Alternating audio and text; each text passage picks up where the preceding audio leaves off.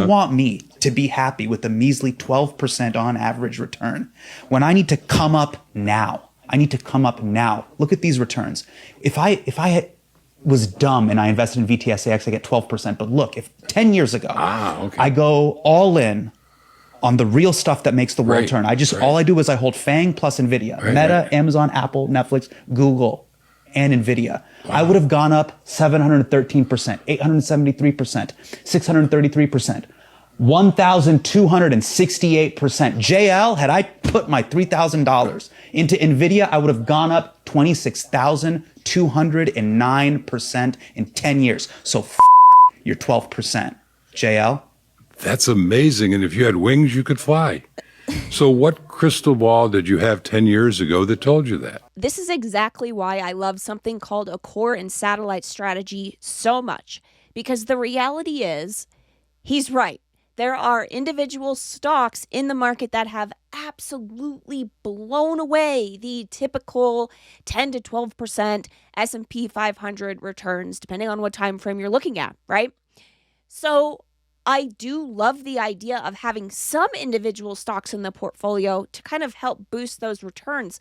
But this other gentleman makes a great point. Do you have a crystal ball? Most people don't. How do you know to invest in those stocks when that time comes, when they get on the market and they're available to buy? A lot of people can't predict the future. They don't necessarily know which horses are going to win the race. This is why I love the combination of combining owning some of those individual stocks, picking those what you think will be the next big winners, but not putting it all on the line, because guess what? You don't know exactly how this is going to pan out or what the future will look like.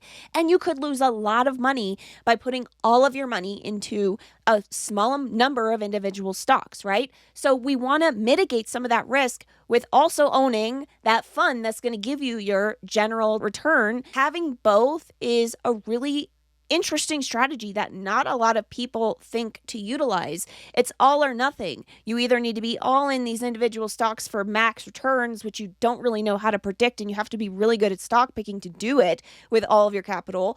Or a lot of people are all in on S&P 500 index funds or NASDAQ index funds, and they want nothing to do with stock picking. There is a happy medium where you can try to pick stocks with the right skill set behind you. Some people get lucky, but it's nice to have some type of skill set backing you for making those stock picks. You combine that with owning those index funds. It's a really powerful combination that can help you get outsized returns without taking on a ton of risk for picking the right horse for the race.